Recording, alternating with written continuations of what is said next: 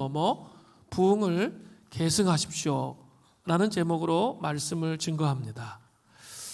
현대의 많은 그리스도인들은 자판기 하나님께 간절히 기도합니다.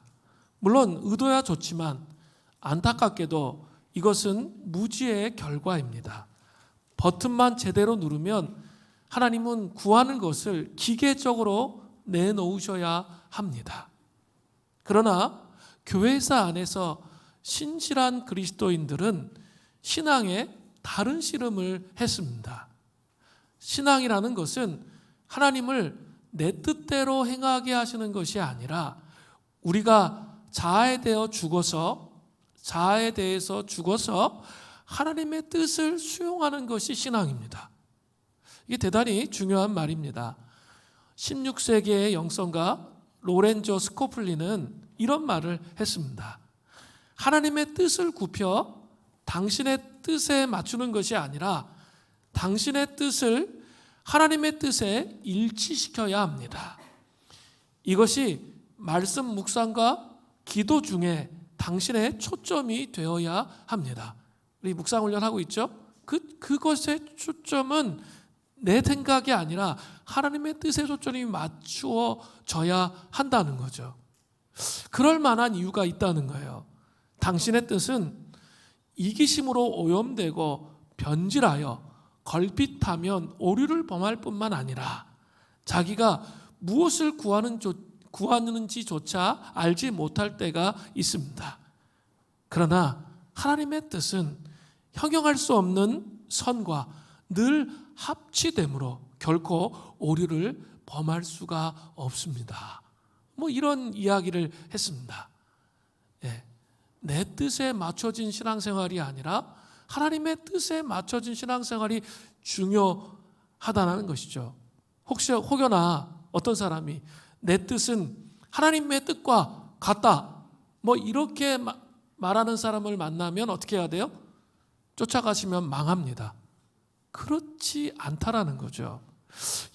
우리 안에 우리의 생각과 우리의 관점, 우리의 기준을 통해서 오류를 범할 가능성이 있다는 거죠. 그러니까 우리의 생각과 뜻을 깨뜨리고 하나님께서 원하시는 뜻을 맞춰가는 그런 삶을 살아야 된다는 거죠. 우리의 뜻이 우리의 삶을 휘어잡으면 방향을 잃어버리고 방황할 수밖에 없게 됩니다.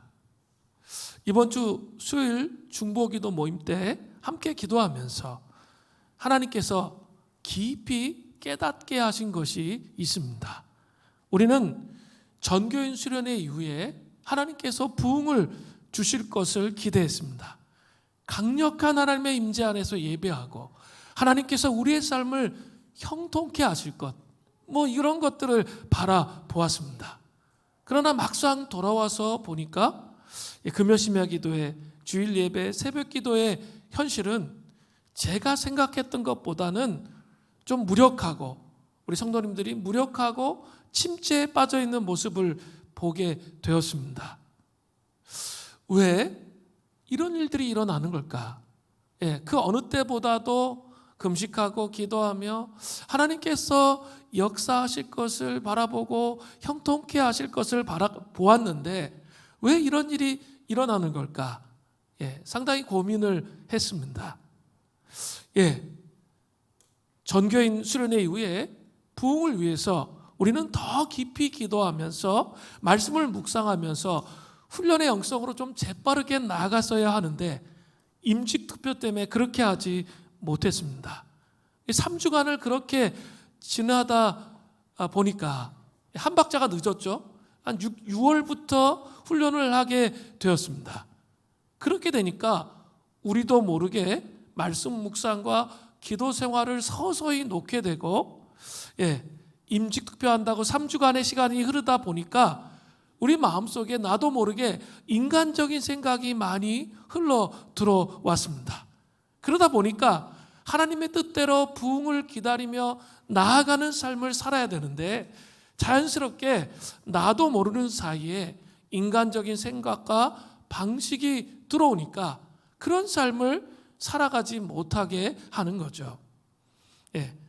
자신 안에 갇히지 않고 공동체적 기름 부으심으로 나가야 하는데 자꾸 인간적인 생각이 들어오면 어떻게 됩니까? 내 것, 내 생각, 이것이 활성화되는 거죠.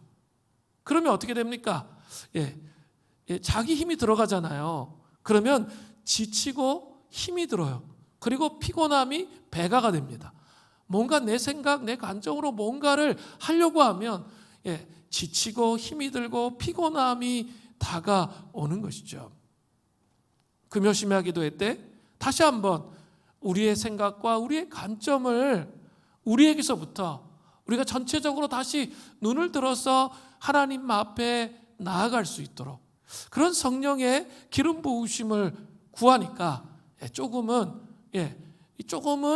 이렇게 우리의 생각이 바뀌어지는 것처럼 느껴졌습니다. 사랑하는 성도 여러분, 서핑, 즉 파도 타기를 여러분 아십니까? 거기에는 원리가 있습니다. 서핑을 잘하는 사람을 보면 대단히 다이나믹하고 멋있어 보입니다. 그러나 파도 타기를 위해서는 서퍼가 하는 일은 먼저 파도를 타기 위해서는 파도를 기다려야 되죠. 아주 멋있어지기 위해서는 거대한 파도를 기다려야 됩니다. 그리고 거대한 파도를 만났을 때 서퍼는 어떻게 해야 됩니까? 몸이 경직되면 못합니다. 가라앉습니다. 그렇게 하면 안 되고 최대한 힘을 빼고 온전히 그 파도의 흐름에 자신을 맡기면 됩니다. 영적 부흥의 파도를 타는 것도 마찬가지입니다. 자, 이런 상황 속에서 제가 곰곰이 생각해 보았습니다. 7월부터 9월까지 있는 일들에 대해서 쭉 생각해 보니까 참 놀라웠습니다. 7월 1일 날 가 세미나가 있습니다. 그래서 무슬림 난민 사역을 이 중소형 교회들이 어떻게 품고 하나님 나라를 오게 할지 이런 세미나입니다. 그리고 7월 6일에는 바자회가 있죠.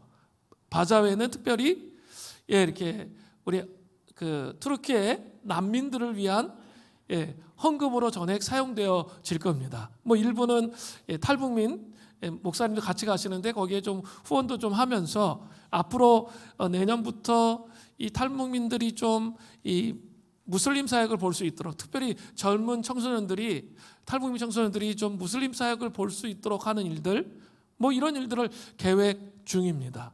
그래서 자기의 삶을 해석해서 하나님 나라 위에 헌신할 수 있는 이런 일들이 있었으면 좋겠어요. 그런 일들이 이제 8월에 있게 될 겁니다. 특별히 이번 투르키의 비전 트립은 정말 중요합니다. 왜냐하면 지금 이란과 이스라엘의 전쟁으로 말미암아 대거 난민이 이란의 난민들이 투르키로 들어가고 있어요. 그러면서 어떤 지금 변혁과 하나님이 역사하시는 어떤 일이 있을 것 같은 예감인 거예요. 잘 모르겠지만 기도하면서 하나님께서 또 하실 일이 무엇인지 그것들을 좀 바라볼 수 있는 눈과 안목을 가지고 우리가 선교하고 세워가는 그런 일이 있어야 됩니다. 그리고 7월 말에는 또 우리 여름 선교학교가 있죠. 특별히 우리 청소년부가 우리 유니브라트, 우리 탈북민들과 우리 제일동포와 조선족과 고려인과 연합수련회를 합니다. 그래서 이 선교적 비전을 가질 수 있도록 하는 그런 일들을 해요.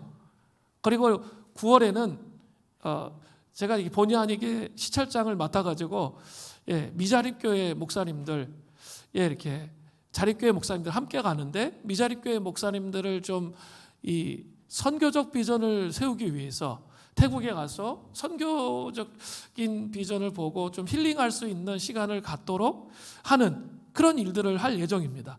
이렇게 7월부터 9월까지의 사역을 쫙 펼쳐보니까 어떤 생각이 딱 들었냐면 우리의 상태와 상관없이 우리는 침체에 빠져있고 우리는 우울하고 약간 그냥 그 속에 갇혀 있는데 하나님은 하나님의 방식을 통해서 융합선교, 통일과 이 무슬림 사역과 또 교회를 세우는 하나님의 사역을 연합해서 이 사역을 이렇게 펼쳐놓고 하나님이 가시고자 하신다는 생각을 하게 되었습니다.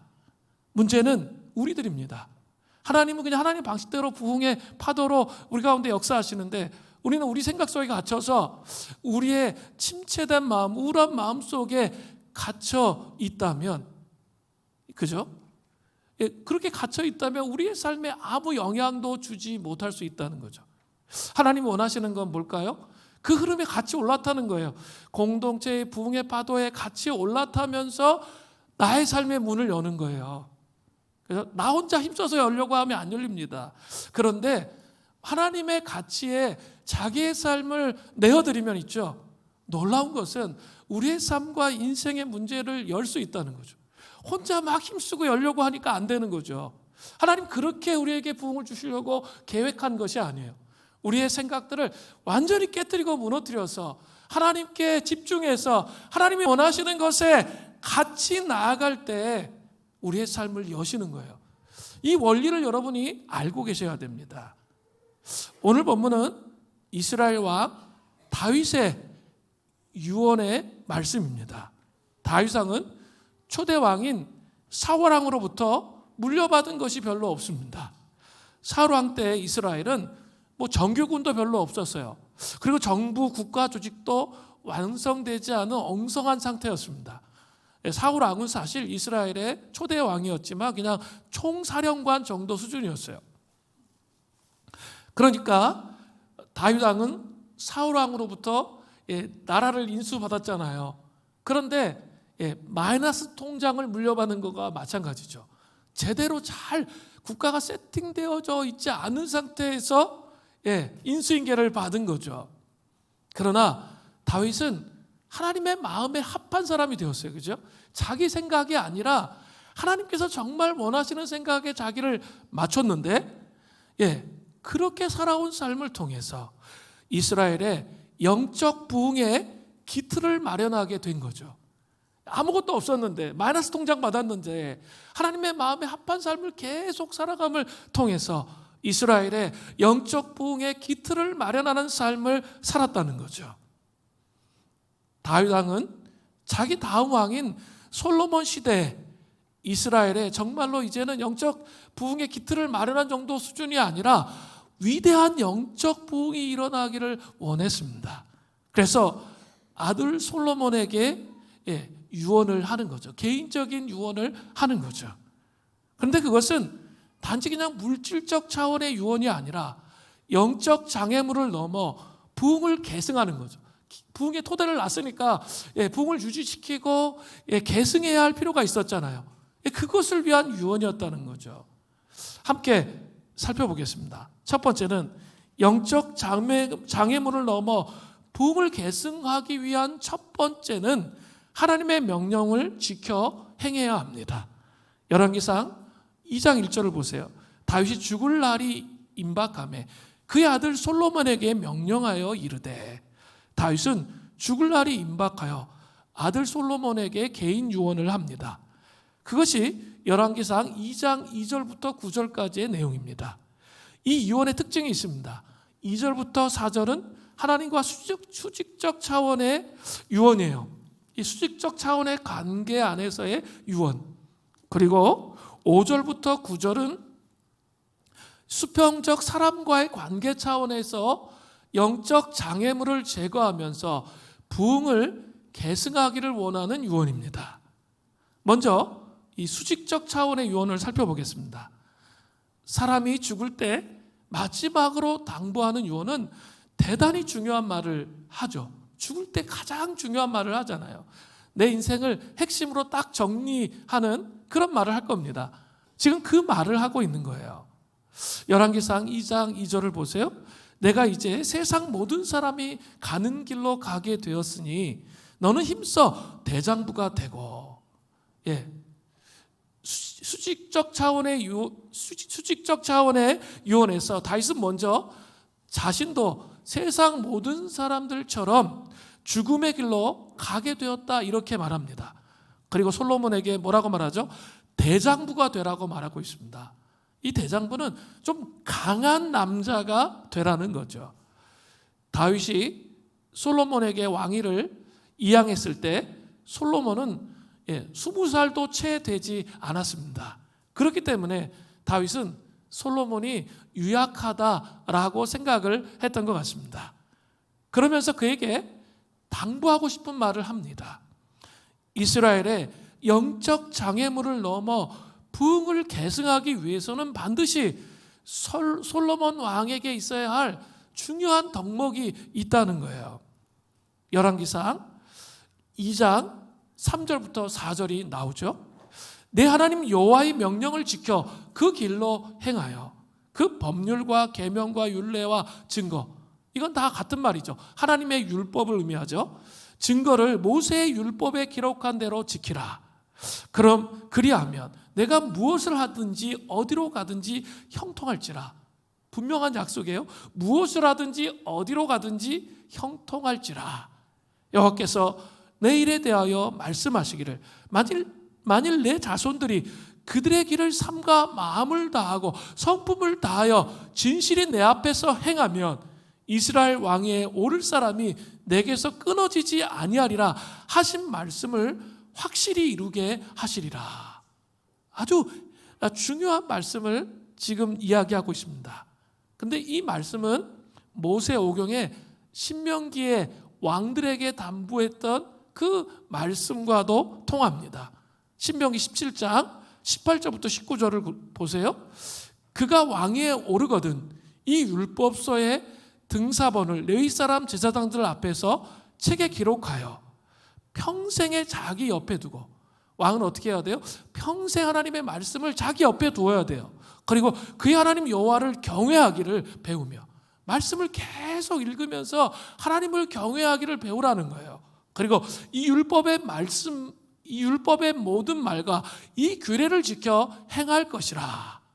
이렇게 모세오경 신명기에 언급되어 있습니다. 또한 이 말씀은 모세가 자기 후계자 여호수아에게 유언과도 같이 한 말씀과도 통합니다. 여호수아 1장 7절부터 8절을 보세요. 오직 강하고 극히 담대하여 나의 종 모세가 내게 명령한 그 율법을 다 지켜 행하고 우러나 좌로나 치우치지 말라. 그리하면 어디로 가든지 형통하리니. 우리 형통하기 바라죠? 어디를 가든지 형통한다는 거예요. 이 율법책을 내 입에서 떠나지 말게 하며 주야로 그것을 묵상하여, 묵상이 여기서 하가죠. 하가하여 그 안에 기록된 대로 다 지켜 행하라. 그리하면 내 길이 평탄하게 될 것이며 내가 형통하리라 반복해서 말씀하고 있습니다. 다윗은 먼저 하나님의 명령에 절대적으로 순종할 것을 권면하는 것이죠. 이것은 수직적 차원이에요. 이것이 먼저 되지 않았는데 그 다음에 나오는 수평적 차원의 권면은 아무런 의미가 없습니다. 우리들도 마찬가지입니다. 영적 장애물을 넘어 부흥의 파도를 타기 위해서는 하나님의 명령에 절대적으로 순종하는 것이 반드시 필요합니다. 또한 하나님의 말씀을 지켜 행하는 것, 이것이 정말 중요합니다. 그런데 중요한 것은 하나님께 절대적인 순종과 하나님의 말씀을 지켜 행하기 위해서는 이 순종의 3단계가 있어요. 이 순종의 3단계의 여정을 가서 온전한 순종으로 나아갈 수 있어야 됩니다. 게리 토마스의 거룩의 영성에 나오는 내용이에요. 순종의 3단계는 첫 번째로 두려워서 순종하는 단계가 있습니다. 무엇인가 하고 싶지만 하나님께 매맞지 않기 위해서, 벌받지 않기 위해서 두려워서 순종하는 단계가 있습니다. 이것은 어떻습니까? 억지로 의지적으로 하는 순종입니다. 만약에 그 다음 단계로 나가지 않고 평생을 이 단계 속에서 삶을 살아간다면 그 사람의 삶은 율법주의적인 순종에 머무르는 삶이 된다는 거죠. 율법주의 속에 빠지게 되는 거예요. 매맞지 않기 위해서 순종하는 것. 물론 순종의 시작은 거기서부터 시작되는 거죠. 그게 첫 단계예요. 그런데 거기에만 머물러 있으면 안 된다는 거죠. 그죠? 율법주의적인 순종, 매맞지 않기 위해서 순종하는 삶을 살아서는 안 된다는 거죠. 그러나 그게 시작이에요. 처음에 그렇게 할 수밖에 없어요. 그렇지만 그 다음 단계로 나가야 된다는 거죠. 사랑과 감사에서 나오는 순종의 단계가 있다는 거예요. 우리를 사랑하시고 우리가 아주 큰 빚을 진 하나님을 속상하게 해드리고 싶지 않기 때문에 순종하는 거죠. 그죠? 저는 저의 인생이 죄 때문에 죽을 수밖에 없는 그런 자였는데 십자가로 말미암아 저를 구원해 주셨어요. 그리고 하나님이 저를 그 놀라우신 사랑으로 소명을 주시고 그 삶을 살아가게 하셨어요. 그것을 생각해 볼 때 정말 감사하잖아요. 그 사랑에 감격하잖아요. 그래서 순종하는 겁니다. 이 순종도 대단하죠. 여기까지 오는 순종도 대단해요. 그죠? 여기까지 이 순종의 삶이 올 수 있어야 돼요. 하나님의 명령을 지켜 행하는 삶의 순종이 사랑의 관계 속에서 순종이 더 깊이 확장되고 넓혀지면서 하나님 나라가 오게 됩니다. 그러나 그 다음 또 순종이 있다는 거예요. 하나님께서 원하시는 것에 순종하는 단계예요. 하나님의 선하심에 참으로 만족하게 되고 우리 마음이 하나님이 원하시는 것만 원하기 때문에 하는 그런 순종의 최고 단계예요. 하나님을 섬기다 보면 하나님을 정말 깊이 사랑하게 됩니다. 근데 그 사랑하는 것으로 끝나는 게 아니라 하나님이 시킨 일들을 돌아보는 거예요. 내 순종하면서 삶을 살아서 돌아보면요. 그 선하심으로 우리의 삶을 이끄신 그 삶이 정말 감격과 감동이 되는 거죠. 삶이 아름답다는 거 쉽게 얘기하면. 그리스도께서 이끌지 않는 삶은 좀 지옥 같고 힘들고 어려운데요. 그리스도께서 우리의 삶을 이끄시면 고난도 있고 어려움도 있고 연단도 있지만 제가 제 삶을 돌아볼 때 그 정말 삶이 아름답고 귀하고 삶을 살아갈 그 희열을 느끼는 그런 삶이 된다는 거죠. 저는 불신 가정에 자라서 예수 믿지 않으면서 그 삶의 허망함과 허무함이 어떤 건지 분명히 알고 있습니다. 그런데 예수님 믿고 삶을 살아가는데 정말 아름다운 삶이 선하신 하나님을 추구하는 삶이 정말 아름답다라는 것을 느끼는 거죠. 그걸 깨달으면 이 마음의 중심에 그게 오잖아요. 그러면 하나님의 뜻에 순종하고 싶은 순종의 최고의 단계에 이르게 되는 것이죠. 이것이 진정한 변화된 순종입니다. 자, 우리의 생각에 맞추는 게 아니라 서론에 말씀드린 것처럼 하나님의 뜻에 맞추는 거예요. 기도 응답 안 된 거 하나하나에 일희일비하는 게 아니라 정말 그 선하신 하나님이 우리의 삶을 나의 삶을 이끌어 주셨기 때문에 비록 기도 응답을 주시지 않는다 할지라도 하나님께서 합력하여 선을 이루실 것을 보는 거죠. 그러면 순복하는 거예요. 순종하는 거예요. 나에게 있어서 우리에게 있어서 하나님의 뜻이 가장 중요한 거죠. 내 욕심을 어떻게 해요? 십자가에 못 박는 거죠. 왜요?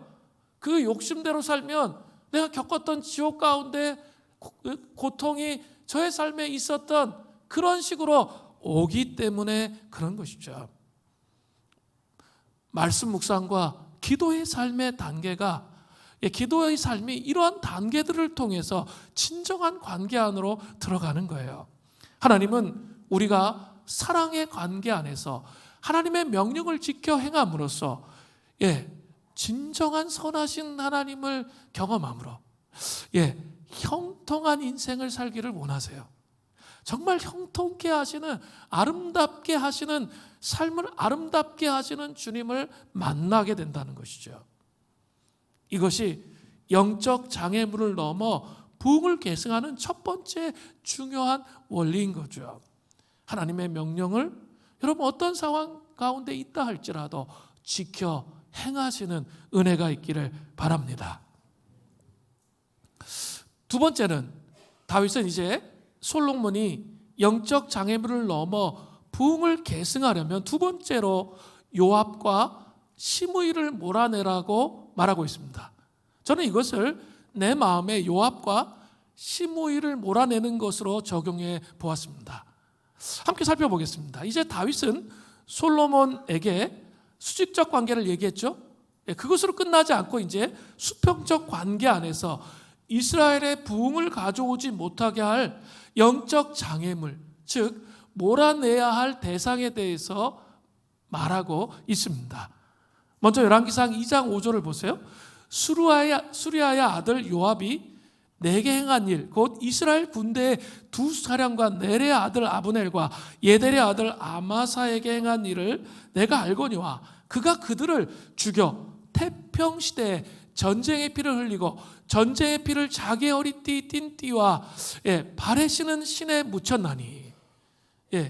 그 몰아내야 우리의 마음속에서 지금 솔로몬 시대 구약 시대에 솔로몬이 몰아내야 할 첫 번째 사람이 있었습니다.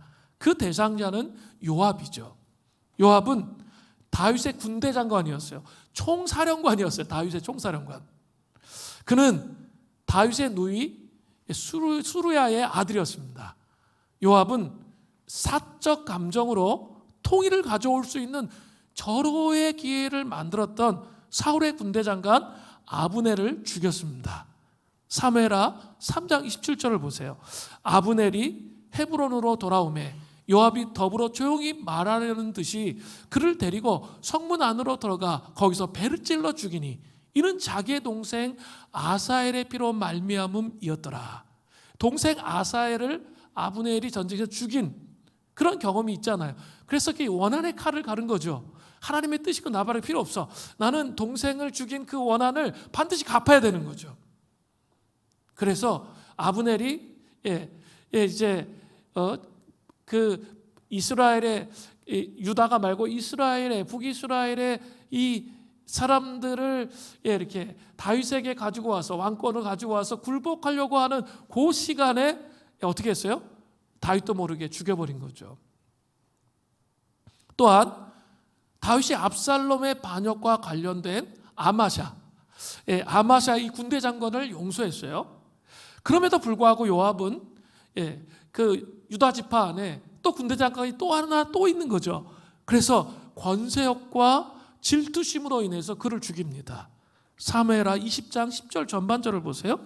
아마샤가 요셉의 손에 있는 칼을 주의하지 아니한지라 요압이 칼로 그의 배를 찌르니 그의 창자가 땅에 쏟아지니 그를 다시 치지 아니하여도 죽으니라.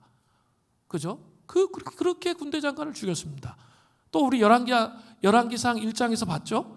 아도니아의 모반에 요압의 군대 장관의 막강한 권력이 아도니아 쪽으로 흘렀죠. 그렇게 요압이 편을 들었습니다.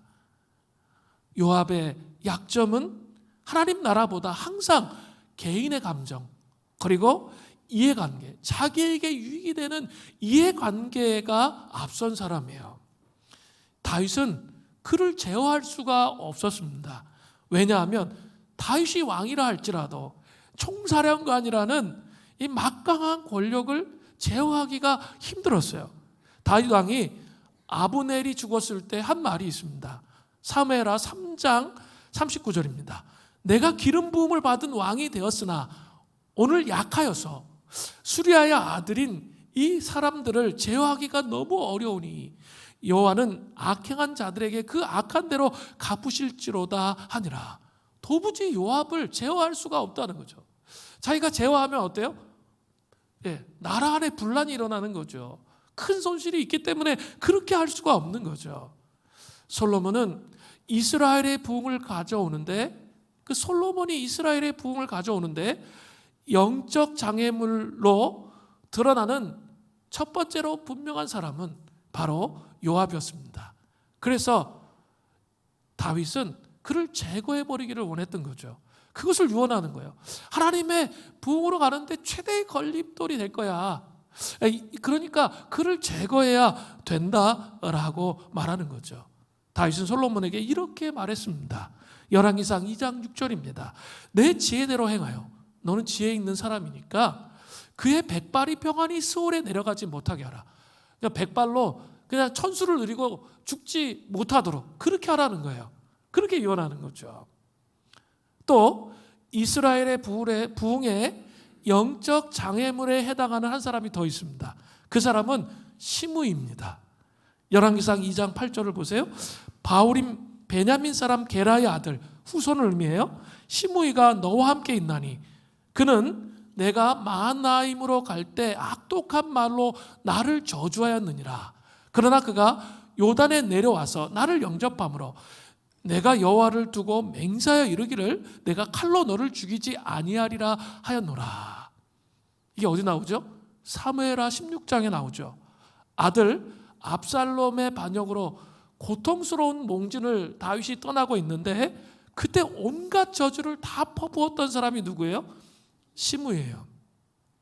그는 사울 왕에 속해 있던 베냐민 지파의 유력 인사였기 때문에 자신들이 왕권을 빼앗겼다고 생각했기 때문에 온갖 저주의 말을 했던 것이죠. 그런데 다윗이 압살롬의 반역을 진압하고 돌아왔을 때 그가 태도가 돌변했습니다. 그리고 베냐민 사람 1000명을 데려와요. 그러면서 이 사람들은 다 왕 앞에 순복하는 사람입니다. 그렇게 말하면서 용서를 빌죠. 그것이 사무엘하 19장 16절부터 23절에 나옵니다. 반역을 진압하고 와서 민심을 수습하고 화합해야 되잖아요. 그때 막 숙청하면 나라가 막 다 쪼개지는 거죠. 그러니까 다 용서하고 화합하고 하나가 되게 힘써야 하는 상황에서 다윗은 그를 죽일 수가 없었던 것이죠. 그래서 그를 죽이지 않았습니다. 그러나 그는 기회주의자였기 때문에 언제든지 이스라엘에 영적 장애물을 놓을 수 있는 인물이었어요. 하나님의 부흥으로 가지 못하도록 장애물을 놓을 수 있는 인물이었다는 거죠. 그렇기 때문에 솔로몬에게도 이렇게 또 말합니다. 열왕기상 2장 9절을 보세요. 그러나 그를 무지한 자로 여기지 말지어다. 너는 지혜 있는 사람이므로 또 얘기하죠. 그에게 행할 일을 알지니 그의 백발이 피 가운데 수월로 내려가지 못하도록 하라는 거죠. 그냥 천수를 누리고 죽지 못하도록 하게 하라는 거예요. 이것을 이 구약적 개념에서 신약적 개념으로 조옮김해서 적용해 본다면 우리 마음 안에 있는 부흥을 방해하는 영적 장애물이라 볼 수 있습니다. 하나님 나라보다 자기의 감정과 이해관계에 아주 집중되어 있는 사람들이 있습니다. 그런데 그런 요압의 속성이 바로 우리 안에도 있다는 거죠. 이것은 하나님을 거역하는 태도이며 모습이라는 거죠. 하나님 나라의 부흥을 이루지 못하게 하는 강력한 장애물이에요. 제가 서론에 얘기했어요, 그죠? 하나님 자판기가 아니세요. 우리의 뜻을 하나님 뜻에 복종하며 순복하며 또 이 공동체와 연합하여 하나님의 기름 부으심을 입고 함께 가야 되는데, 그죠? 자기의 이해관계, 요거에만 머리가 쫙 돌아가요. 그래서 자기와 연결된 그 이해관계에 따라 공동체 생활을 하는 거죠. 대단히 위험합니다. 하나님의 뜻이 아닐 수가 있어요. 그게 하나님의 부흥을 가로막는 걸림돌일 수 있어요. 자기가 좋아하는 사람만 좋아하고 그렇지 않은 사람은 그냥 내버려두고 이렇게 하면 안 돼요. 교회는 모든 사람과 더불어 함께 해야 됩니다. 그게 중요해요. 그죠? 그러면서 하나님의 부흥으로 나아갈 수 있는 그 그림을 그릴 수 있어야 됩니다. 또한 기회주의자 시므이와 같은 모습이 우리에게도 있습니다. 두려움 때문에 하나님을 배반하는 모습, 거역하는 모습들이 있는 것이죠. 그죠? 그런데 좀 생각해 보아야 할 게 있어요. 그리스도인들은 하나님 앞에 막 대들고 막 반역하고 막 주먹을 흔들며 하나님 어디 계십니까? 막 이렇게 대부분은 하지 않습니다. 그죠? 뭐 특별히 정말 심각한 고난이 있어도 그렇게 할까 말까 하겠죠. 대신에 중요한 것은 하나님께 수동적으로 반항하는 죄를 짓습니다. 어린아이의 모습을 보세요. 이 어린아이들이 이런 모습을 가질 때가 많아요. 우리 아이를 키우시면 야 아이스크림 먹자 그러면 저 20m 저쪽 끝에 있는데도 잽싸게 앉아서 여기 앉아서 그거 먹고 있어. 경험해 보셨나요? 아이를 키우다 보면 아이스크림 먹자 하면 잽싸게 달려가지고 그 아이스크림을 먹고 있다는 거죠. 그런데 저녁 먹자는 소리를 딱 하잖아요. 그럼 불과 5m 거리에 있는데도 아무리 크게 외쳐 저녁 먹자! 막 그렇게 외쳐도 아이들은 청력이 나빠집니다. 갑자기 청력이 나빠져요. 물론 아이들은 막 주먹을 흔들면서 지금 노는 중이니까 아빠 자 건드리지 마세요. 그렇게 말하진 않습니다. 왜냐하면 후환이 두렵죠. 그렇게 했다가는 어떤 결과가 이루어질지 자기들이 알기 때문에 그렇게 하지 않습니다. 그러나 아주 은큼한 방법을 쓰죠. 우리 불렀어요? 아버지 미안해요. 못 들었어요. 이것은 노골적인 반항은 아니지만 목적이 같습니다.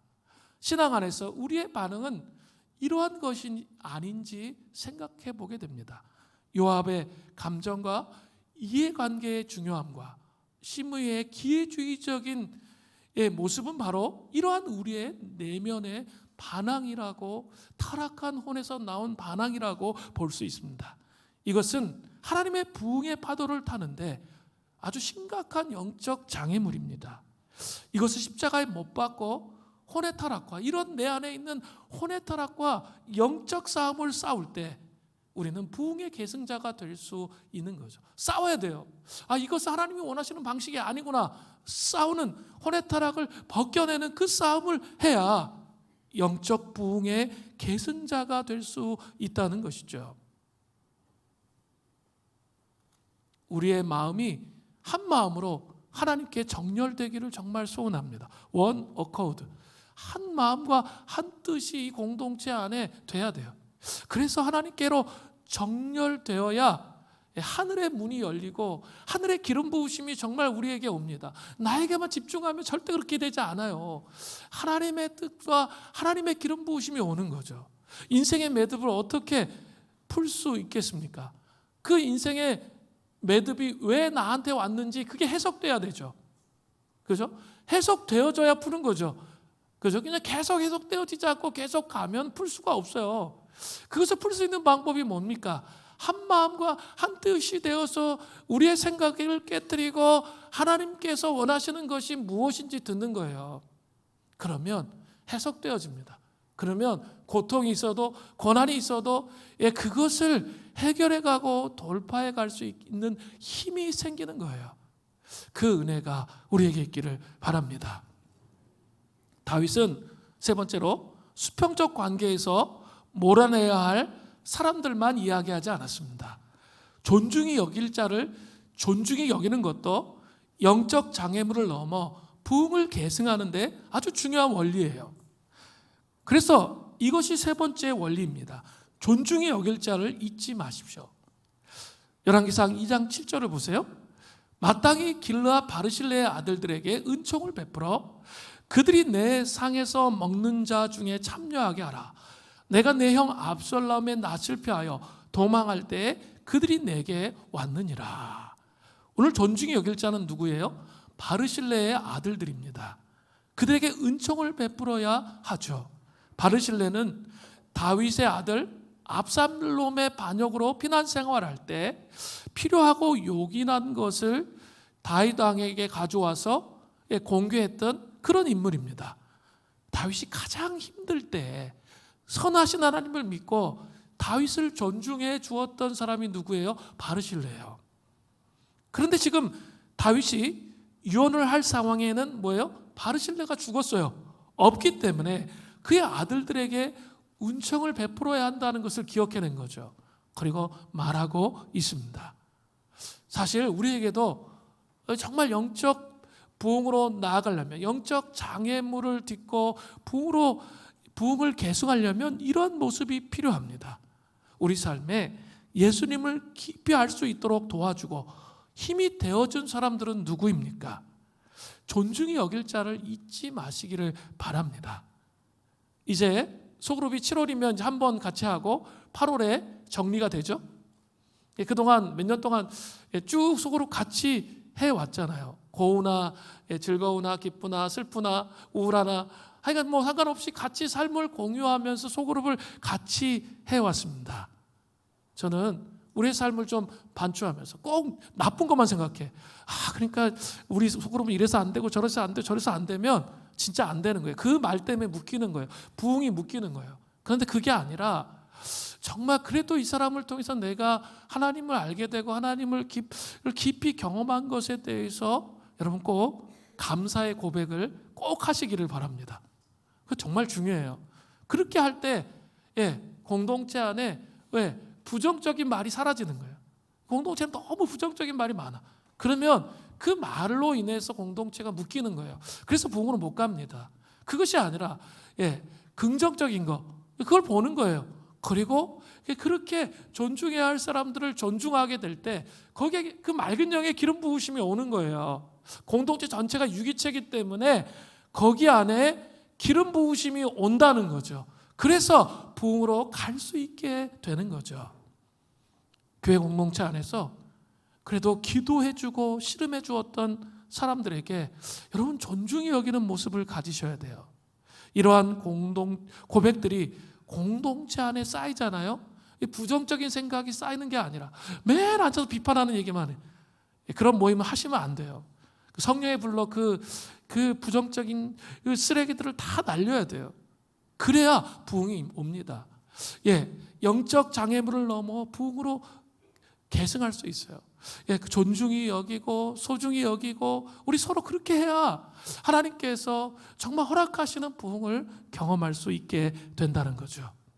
이제 다윗은 40년간의 통치를 마무리하고 죽어서 다윗성에 장사되었습니다. 그런데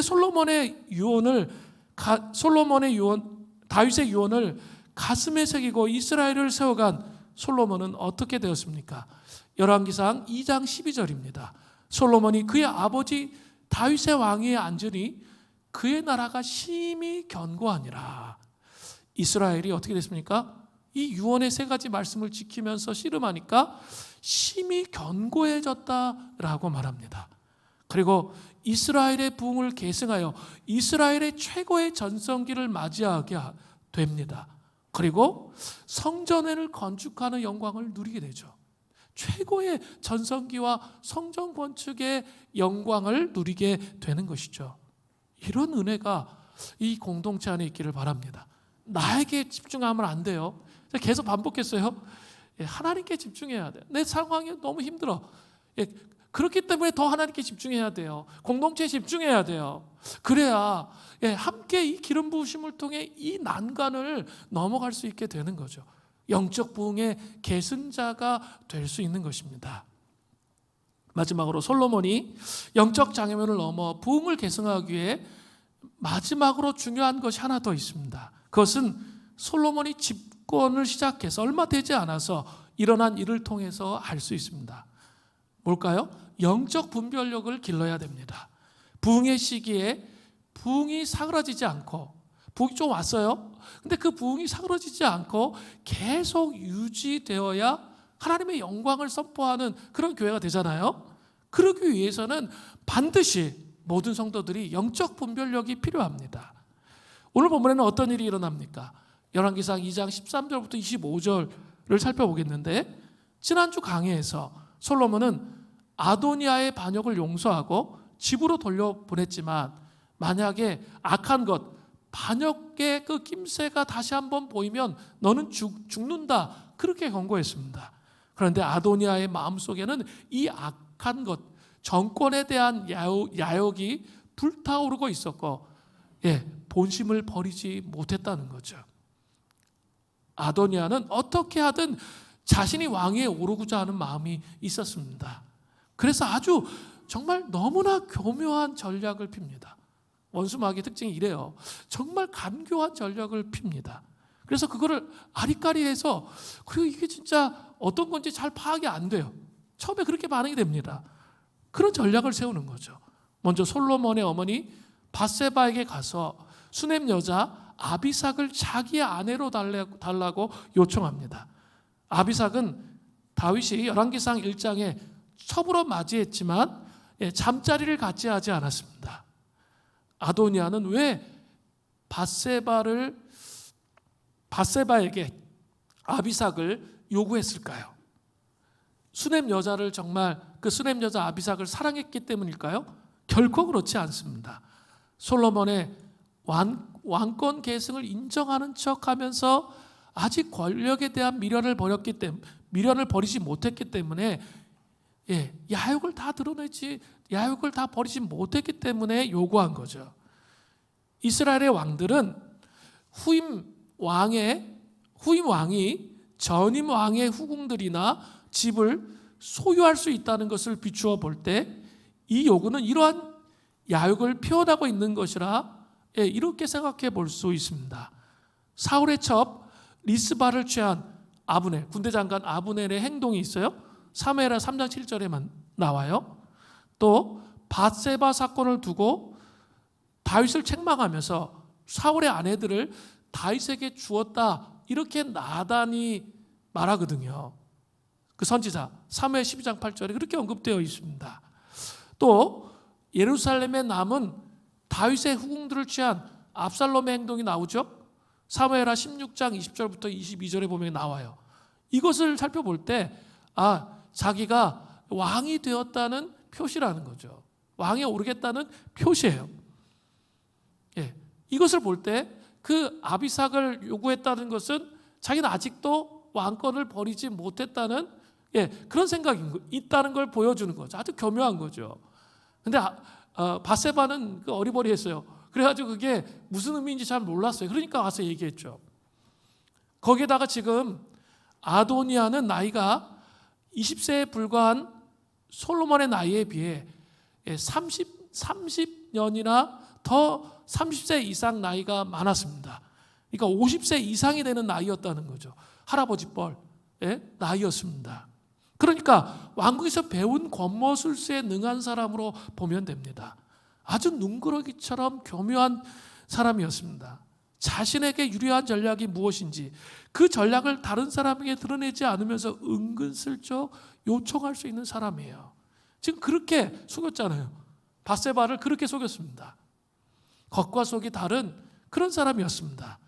그러나 솔로몬은 그에 비하면 나이도 어리지, 지금 왕권 이은 지 얼마 안 됐지, 그냥 어리버리, 뭐가 뭔지 잘 모르는 상태일 수 있습니다.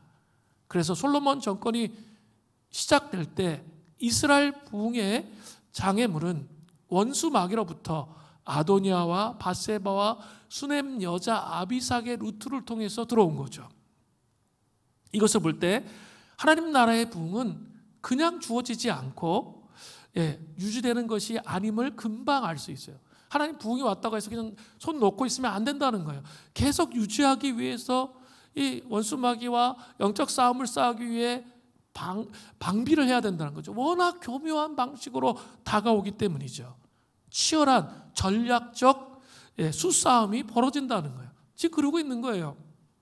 이러한 영적 전투에서 솔로몬은 다윗 왕 아버지로부터 영적 분별력을 키우는 것을 배우는 삶을 살았기 때문에 그 실체를 파악하고 어느새 영적 거인으로 반응하면서 이스라엘의 부흥을 계승할 수가 있었습니다.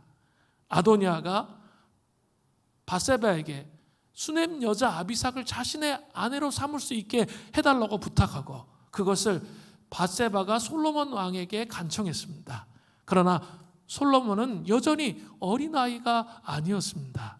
정확하게 아도니아의 마음을 간파한 거죠. 놀라운 영적 분별력으로 그것을 거절합니다.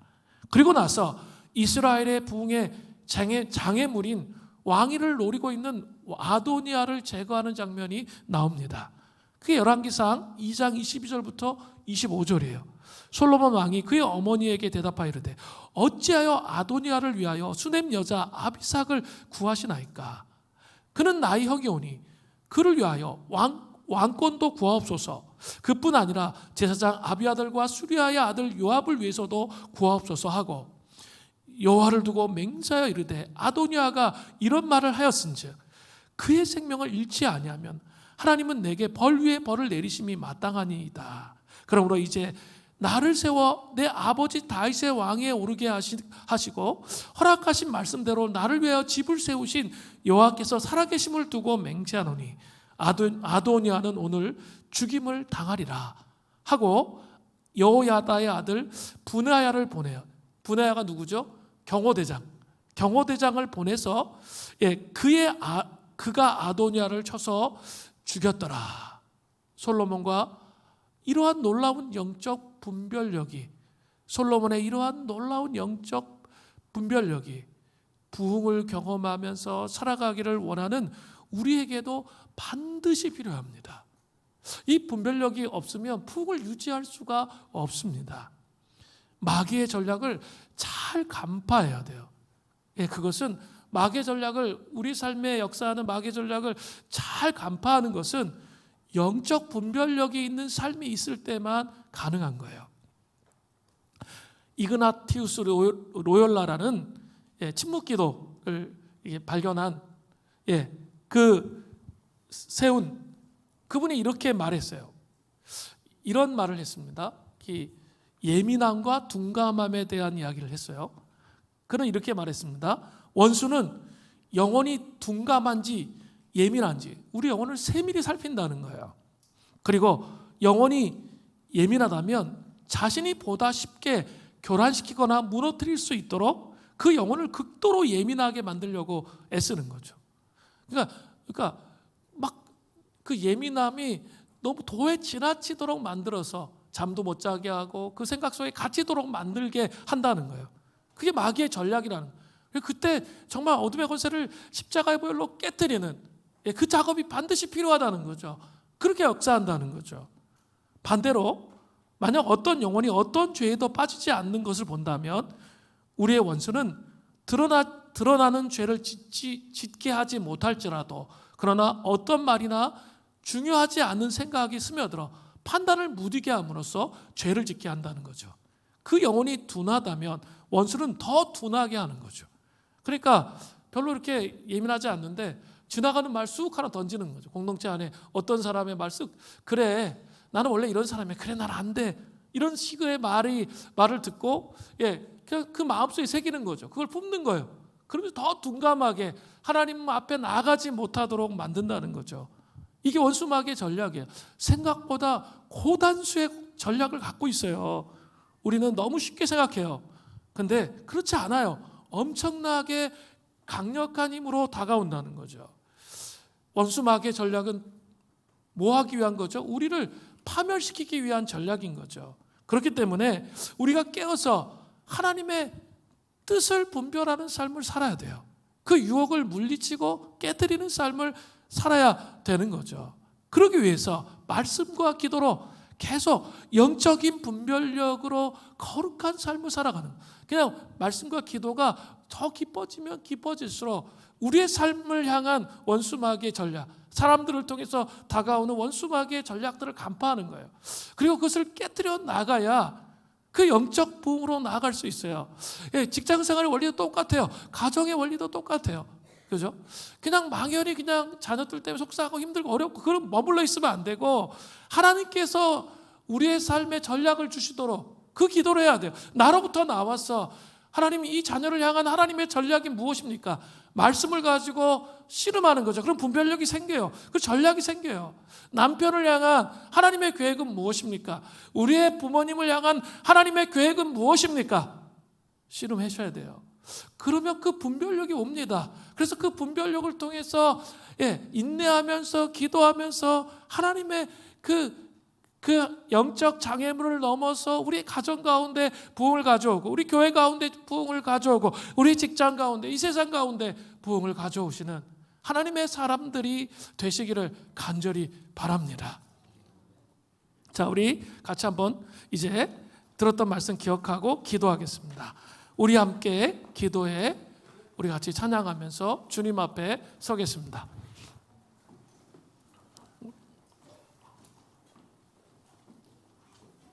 우리 같이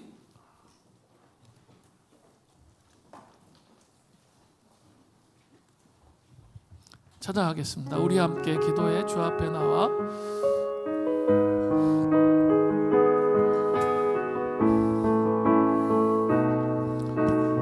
우리 함께 기도해 우리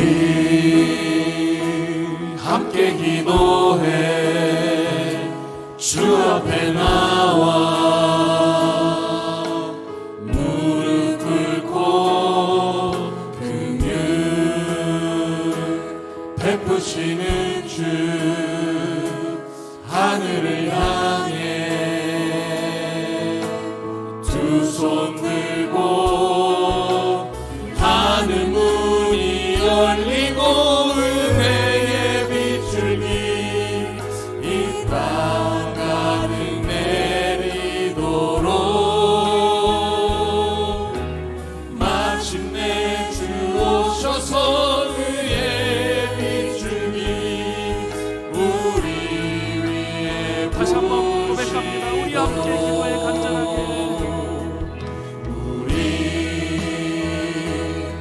함께 기도해 주 앞에 나와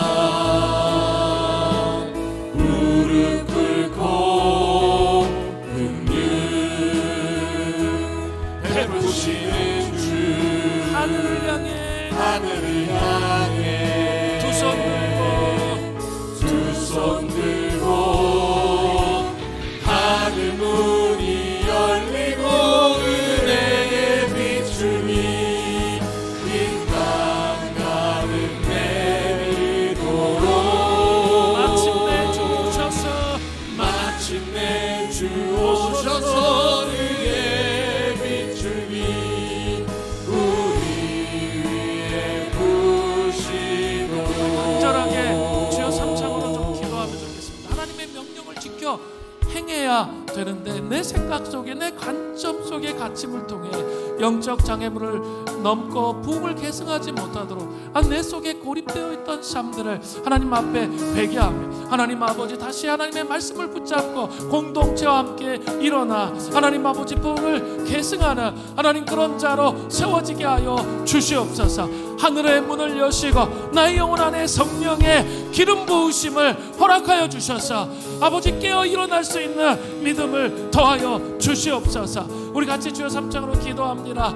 주여 주여 주여 하나님 아버지 우리 속에 갇혀버렸던 우리의 모든 삶의 태도와 모습을 회개합니다. 하나님 다시 한번 공동체와 연합하여 원 어코드 한 마음과 한 뜻이 되어 하나님 나라를 세우며 하나님 나라의 영광에 기름 부으심을 바라보며 함께 나아갈 수 있도록 도와 주시옵소서. 하나님 나에게 갇혀 있었던 삶의 태도와 모습을 하나님 아버지 앞에 내려놓사오니 하나님여 이 시간 아버지 우리를 정결케 해주시고 풀어주셔서 하나님의 뜻을 식별하며 하나님의 역사하심과 인자하심 앞에 나아갈 수 있도록 아버지 은혜를 더하여 주시옵소서. 주님이여 이 시간 우리 가운데 역사하시고 하나님 새롭게 하시고 온전케 하여 주시기를 간절히 바라옵고 원합니다. 하나님 아버지 영적 장애물을 제거하며 부흥을 계승하는 하나님의 사람으로 하나님 우리를 세워주시옵소서. 우리의 가정과 우리의 직장과 우리의 교회 생활과 이 민족의 열방 가운데 하나님의 부흥을 계승하는 하나님의 사람으로 우리를 세우시고 아버지 우리를 새롭게 하시고 우리를 온전케 하시는 역사하심이 있을 수 있도록 은혜를 더하여 주시옵소서. 주여 우리를 불쌍히 여기시고 긍휼히 여기셔서 하나님의 임재에 기름 부으심이 새로워질 수 있도록 함께하여 주시옵소서. 우리를 깨우셔서 잠자던 우리 영혼을 깨우셔서 하나님 아버지